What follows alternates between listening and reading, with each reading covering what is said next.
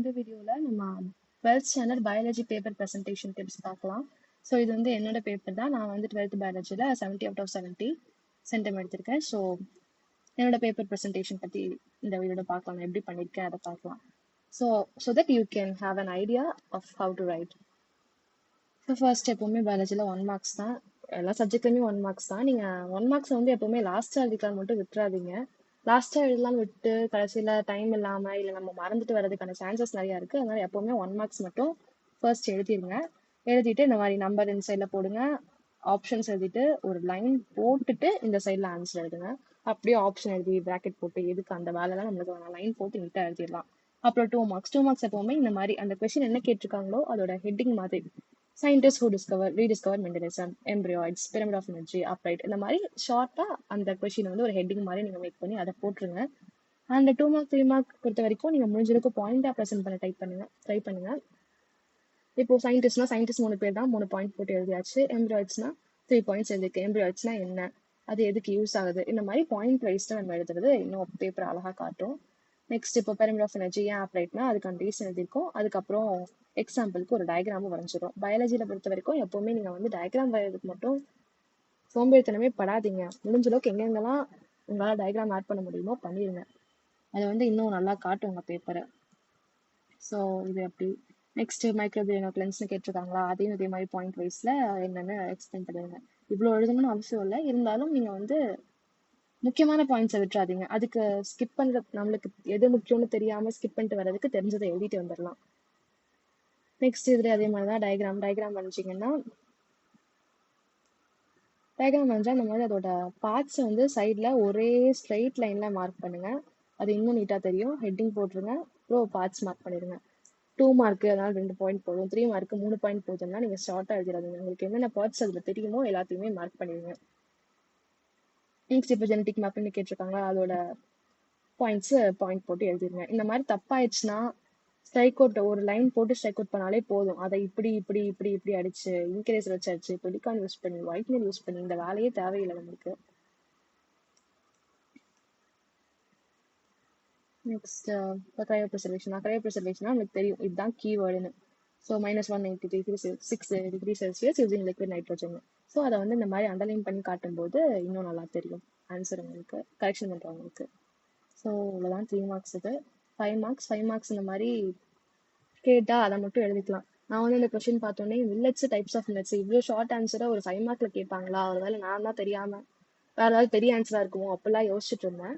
But அதெல்லாம் எதுவுமே இல்லை.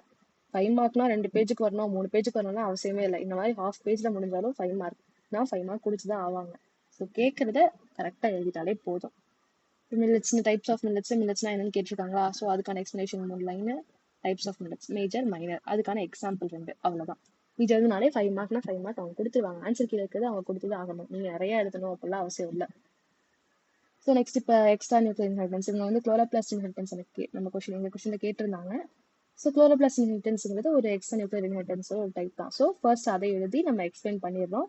அதுக்கப்புறம் குளோரோபிளாஸ்ட் இன்ஹெரிட்டன்ஸ் எழுதுறோம். அதை எழுதிட்டு லாஸ்ட்டில் அதோட டயக்ராம் மட்டும் எப்போவுமே பயாலஜியில் மிஸ் பண்ணிடக்கூடாது. எந்த டைமில் டயக்ராமுக்கு உங்கள் மார்க் ஆன்சர் கீழே அலாட் பண்ணுவாங்கன்னு தெரியாது. அதனால் எப்போவுமே டயக்ராமை நம்ம ஆட் பண்ணிடுறது பெஸ்ட்டு. ஸோ அவ்வளோதான் பாட்னி இது. நெக்ஸ்ட் இப்போ ஜுவாலஜி பார்த்தோம்னா அதுலேயே அதே மாதிரி ஃபர்ஸ்ட் 1 marks எழுதுங்க. 1 marks அந்த மாதிரி மிஸ்டேக் ஆச்சுன்னா இங்கேயே அடிச்சு விட்டு இப்படி சைடில் எழுதிட்டு அந்த வேலைக்கு நம்ம கீழே லாஸ்ட்டாகவே எழுதிடலாம். கொஷின் நம்பர் நம்ம கரெக்டாக போட்டாலே போதும், எதுவுமே தேவையில்லை. So 1 marks first. நெக்ஸ்ட் இதே அதே மாதிரி 2 marks முடிஞ்ச அளவுக்கு பாயிண்ட் ஃபார்மேட்டில் ப்ரெசென்ட் பண்ணிக்கலாம்.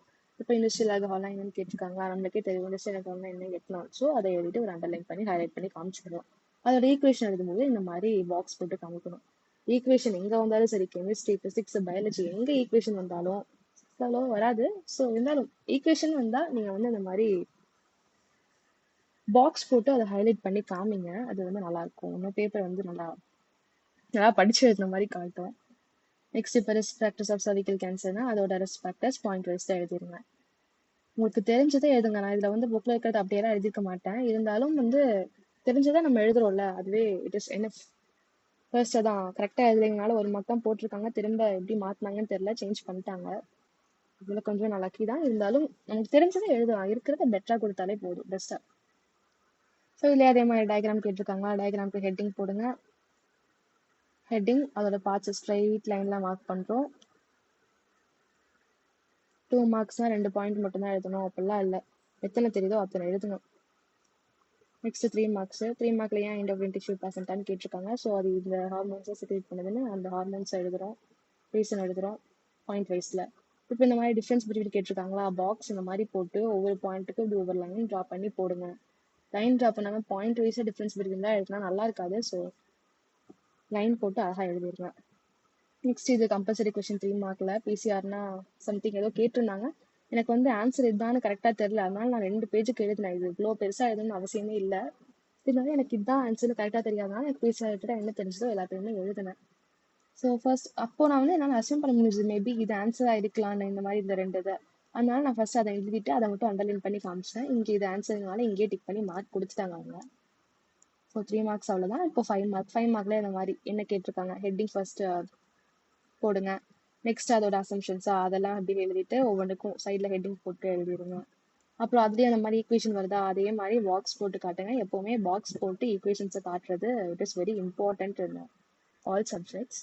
நெக்ஸ்ட் இப்போ சின்காமிலே அதே மாதிரி அதோட டெஃபினேஷன் கொடுக்குறோம், டைப்ஸ் எழுதுறோம், டைப்ஸ் ஒவ்வொன்றையும் அனலைன் பண்ணுறோம், எக்ஸாம்பிள் எழுதுறோம், அவ்வளோதான். ஸோ பயாலஜி பொறுத்த வரைக்கும் சென்டம் எடுக்கிறது நீங்கள் 1 மார்க்ஸ்லாம் கிளியராக இன்சிடென்ட் மார்க்ஸ் எல்லாமே படிச்சுட்டு இந்த இது கிரியேட்டிவ் கொஷின்ஸ்க்கு ரெடி ஆகிட்டாலே போதும், ஈஸியாக எழுதிடலாம். ஸோ நல்லா பண்ணுங்க, 1 மார்க்ஸ் கரெக்டாக எழுதுங்க. அண்ட் டயக்ராம்ஸ் எங்கெங்கெல்லாம் நெசசரியோ அங்கெல்லாம் ட்ரா பண்ணுங்க, அவ்வளோதான். இப்படி எழுதினாலே ஈஸியாக நம்ம பயாலஜியில் மார்க் வாங்கிடலாம். ஸோ நல்லா பண்ணுங்க. All the best. தேங்க்யூ.